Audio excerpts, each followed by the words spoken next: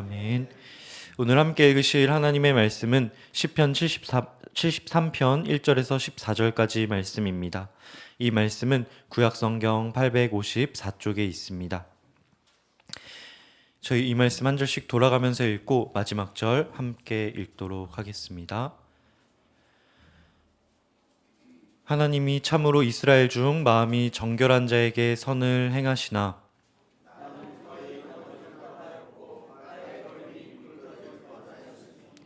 이는 내가 악인의 형통함을 보고 오만한 자를 질투하였음이로다.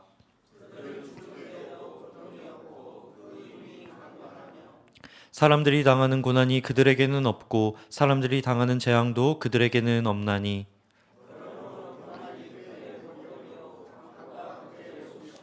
살찜으로 그들의 눈이 솟아나며 그들의 소득은 마음의 소원보다 많으며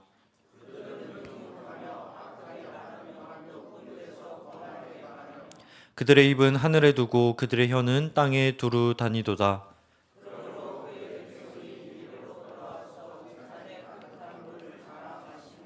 말하기를 하나님이 어찌알랴 지존자에게 지식이 있으랴 하는도다.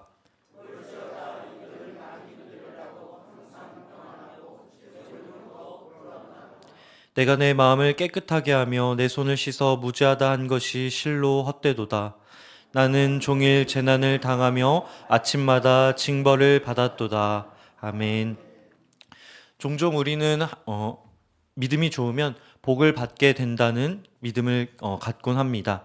이것이 잘못된 신앙관이란 이야기를 들을 때도 있지만 실제 성경엔 우리에게 믿음이 좋으면 복을 받는다는 이야기를 하는 성경 구절이 있는 것을 보게 됩니다. 잠언 3장의 말씀입니다.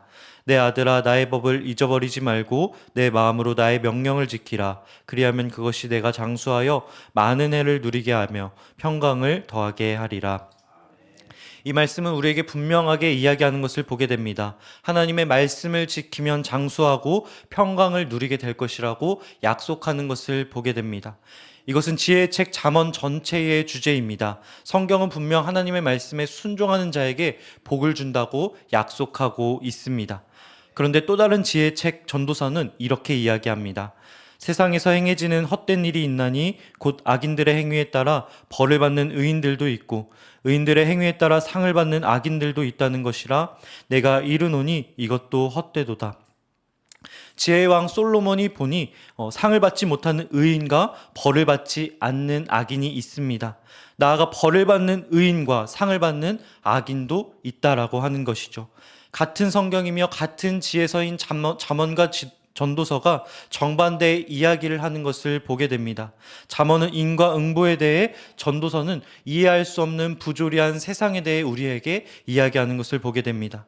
잠언과 전도서가 같은 지혜의 책이라고 말씀을 드렸습니다.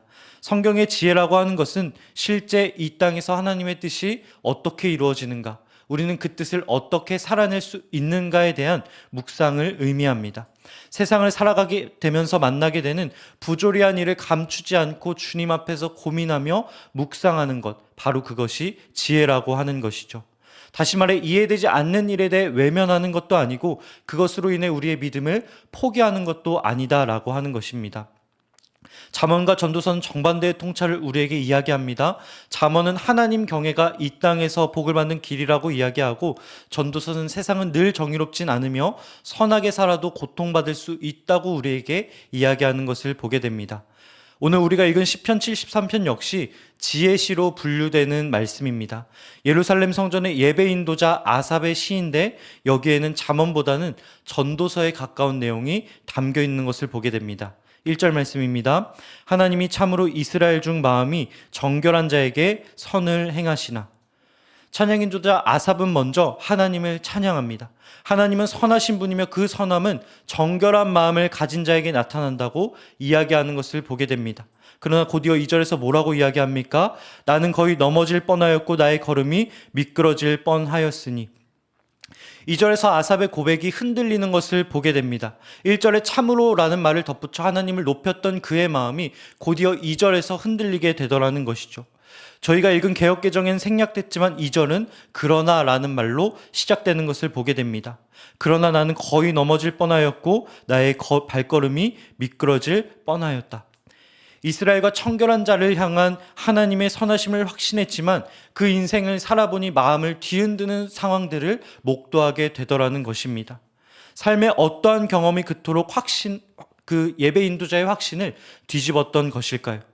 아삽은 하나님의 선하다는 진리를 배워왔지만 그 믿음이 흔들렸다고 이야기합니다. 넘어지고 미끄러질 뻔하였다라고 하는 것은 단순히 언짢은 정도가 아닌 그동안 믿어왔던 전체의 토대가 흔들리는 것을 의미합니다. 그동안 믿었던 주님에 대한 신뢰가 완전히 무너지기 시작했던 것이죠. 하나님을 믿으면 잘 될 줄 알았습니다. 복을 받을 것이라 믿어 의심치 않았습니다. 그러나 현실은 어떻습니까? 하나님 없이 사는 자들도 잘 살아가더라는 것이죠. 그들이 더 평안하게 살아가는 것처럼 보이더라는 것입니다. 그들의 삶엔 고통도 부족함도 없어 보이더라는 것이죠. 아삽은 레위 지파 중 게르솜 가문 출신으로 다윗의 언약궤를 옮길 때, 그리고 솔로몬이 성전을 건축할 때 예배를 위한 찬양을 인도하던 자였습니다. 매번 사람들 앞에 서서 하나님을 찬양하는 역할을 감당하여 하는 자였던 것이죠. 역대하 29장 30절 말씀을 보니 그 후손도 대대로 예배를 인도하는 자들이었습니다. 다시 말해 아삽은 대대로 주님을 예배하는 가문, 평생을 예배하는 예배자였던 것이죠. 그런데 그가 흔들리게 됩니다. 오늘 말씀 1절과 같이 하나님이 참으로 이스라엘 중 마음이 정결한 자에게 선을 행하신다는 고백을 수없이 하던 그가 예배를 드리다 보니 이해가 되지 않는 것입니다. 정결한 자가 복을 받는다고 이야기를 하는데 세상이 정말 그렇게 돌아가고 있는가 고민하게 되더라는 것이죠. 3절의 아삽은 오만한 자를 보고 질투하고 또 악인의 평안을 보고 시샘했다고 이야기를 합니다. 여기 평안은 저희가 몇 주 전 주일 설교를 통해 들었던 바로 그 샬롬입니다. 외적인 성공을 넘어서서 악인을 보니 내면의 평안도 함께 갖추고 있는 것처럼 보이더라는 것이죠. 나는 의롭게 살아가지만 나의 마음이 흔들리더라는 것입니다. 외적인 성공은 넘어갈 수 있지만 마음의 평안은 주셔야 되지 않겠습니까? 라고 기도하지만 의를 따라가는 그의 삶이 그렇지 않았다라고 하는 것이죠. 4절부터는 시인이 본 악인의 형통에 대해 이야기합니다. 그들은 죽을 때에도 고통이 없고 그 힘이 강건하며. 당신은 살아서 어른이 되는 것조차 어려운 시대였습니다. 그런 시대에 장수하는 자가 누구입니까? 가만히 보니 악인이라는 것입니다. 아프지도 않고 건강하게 오래 살아갑니다. 이어서 5절 말씀, 사람들이 당하는 고난이 그들에게는 없고 사람들이 당하는 재앙도 그들에게는 없나니. 여기 사람은 원어로 아담입니다. 곧 인류 전체를 가리킵니다. 고난은 삶의 노고를 뜻하는 야말로 인류라면 마땅히 겪어야 할, 사람이라면 무조건 겪어야 하는 그 일들을 가리킵니다. 생존을 위한 노동, 자녀 양육의 수고, 관계의 갈등과 같은 어려움을 가리킵니다. 우리가 하루에도 수십 번씩 만나게 되는 그 일들을 가리키는 것이죠. 사람이라면 하루에도 수십 번 고민하게 하는 일이 그런데 그 악인들에게는 없는 것처럼 보입니다. 그들은 일을 하지도 고민을 하지도 어려움을 겪지도 않는 것처럼 보입니다. 우리는 흔히 몸이 아프지 않고 갈등이 없고 걱정이 없는 상태를 행복이라고 생각을 해요. 그래서 때로는 아픔을 만나면 내가 무엇을 잘못했나, 믿음이 부족한 건 아닌가 생각하게 됩니다. 그러나 고통은 기독교인의 온전한 삶의 필수입니다. 고통은 우리가 문제를 인식하게 만들고 더 나은 성장을 향한 동기를 줍니다. 우리의 삶을 재조정하여 하나님의 말씀을 향하게 합니다. 오히려 고통이 없는 것이 더 위험합니다. 실제로 감각이 파괴되어 고통이 느끼지 못하는 병을 가진 이들은 생명의 위협을 받기까지 그것을 감지하지 못하게 됩니다. 베드로전서 4장 12절과 13절 말씀입니다. 사랑하는 자들아, 너희를 연단하려고 오는 불시험을 이상한 일 당하는 것 같이 이상히 여기지 말고 오히려 너희가 그리스도의 고난에 참여하는 것으로 즐거워하라. 이는 그의 영광을 나타내실 때에 너희로 즐거워하고 기뻐하게 하려 함이라. 하나님의 자녀에게 고난은 필수입니다. 이 고난을 통해 그리스도의 고난에 동참하게 되며 믿음이 연단되기 때문에 그렇습니다. 고난은 징계가 아닌 하나님이 자신의 자녀로 삼으신 자를 훈련하는 방식이라고 하는 것이죠. 그러기에 성도의 삶은 고통이 없는 삶이 아닙니다. 자신의 몫을 성실히 감당하는 삶입니다. 믿음이 좋다고 해서 고난이 사라지는 것이 아닙니다. 오히려 믿음이 깊을수록 고난을 더 많이 마주하게 됩니다. 왜 그렇습니까? 왜 거룩할수록 더 많은 고난을 만나게 됩니까? 세상이 악하기 때문에 그렇습니다. 하나님의 뜻을 거스르고 자기의 욕망대로 사는 것이 세상이기 때문에 그 안에서 하나님의 말씀대로 사는 자는 고난을 겪을 수밖에 없다라고 하는 것이죠. 정직하게 살려 하면 할수록 손해를 보고, 사랑하면 할수록 오해를 받고, 진실하게 살려 하면 할수록 외로움을 겪는 것이 현실을 살아가는 그리스도인의 삶이라고 하는 것입니다. 말씀을 시작하며 잠언과 전도서에 대해 이야기를 나누었습니다. 이 둘은 같은 지혜서이지만 정반대의 내용을 담고 있다고 말씀을 드렸습니다. 잠언은 삶의 법칙을 전달합니다. 주님을 경외하면 복을 받고 그렇지 않으면 망한다는 인과응보의 원칙을 강조합니다. 반면에 전도서는요, 그런 원리가 실제로 늘 작동하지 않는 현실을 마주하게 해줍니다. 의인이 고난을 당하고 악인이 형통한 상황 앞에서 겪는 신앙의 혼동을 표현하고 있습니다. 그러나 이것은 모순되지 않습니다. 다른 시선에서 삶을 조화롭게 바라보게 해줍니다. 잠언은 주님 안에서 질서를 배우는 책입니다. 이어지는 전도서는 그 질서가 무너질 때에도 하나님을 붙드는 지혜를 우리에게 알려주고 있습니다. 잠언은 지혜의 출발점입니다. 잠언을 시작하는 잠언 1장 7절 말씀은 이렇게 이야기합니다. 여호와를 경외하는 것이 지식의 근본이거늘. 잠언은 신앙을 시작하는 이들에게 도전을 줍니다. 이렇게 살면 복을 받을 수 있는 대원칙을 우리에게 주는 것을 보게 됩니다. 반면 전도서는 어떻습니까? 지혜의 종착점입니다. 인생의 희노애락을 모두 겪은 지혜자, 인생의 빛과 어두움을 모두 겪은 지혜자의 고백입니다. 그러나 결론은 잠언과 똑같습니다. 저희 전도서를 마치는 전도서 12장 13절 말씀 함께 읽어보도록 하겠습니다.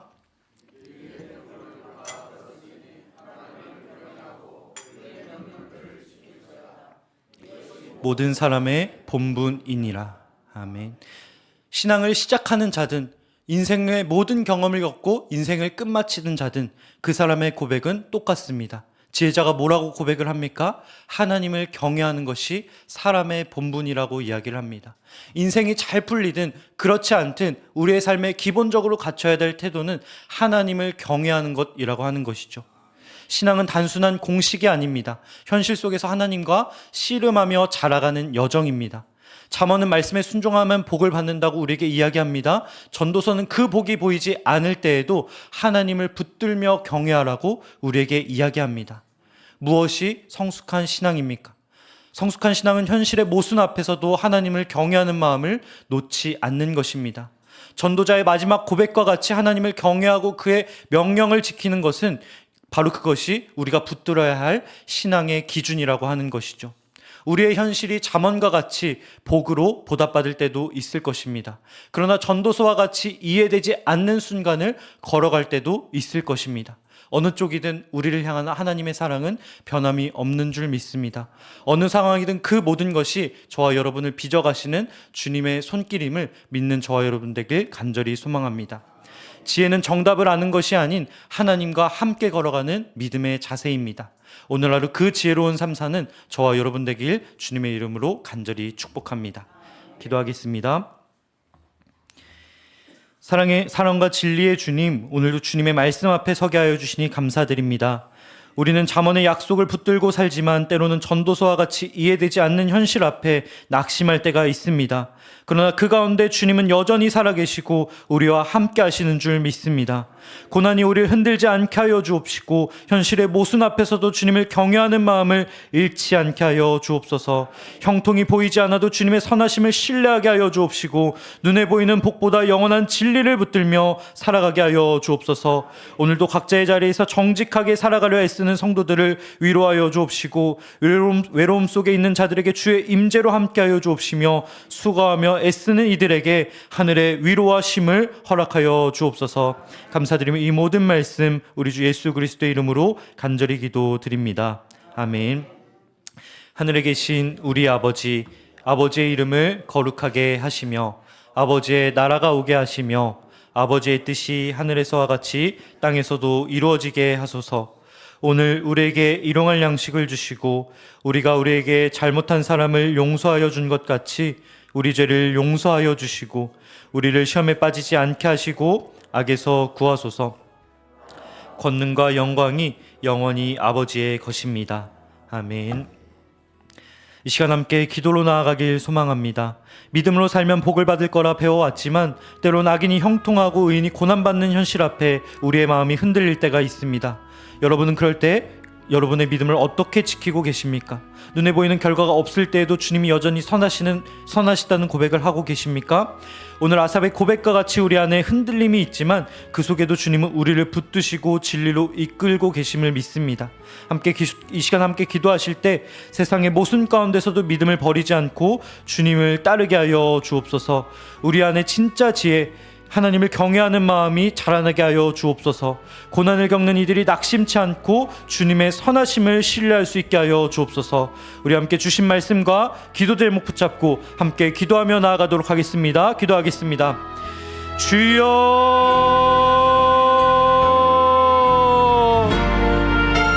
사랑의 주님 감사합니다. 이 시간 주님 앞에 기도하며 나아가게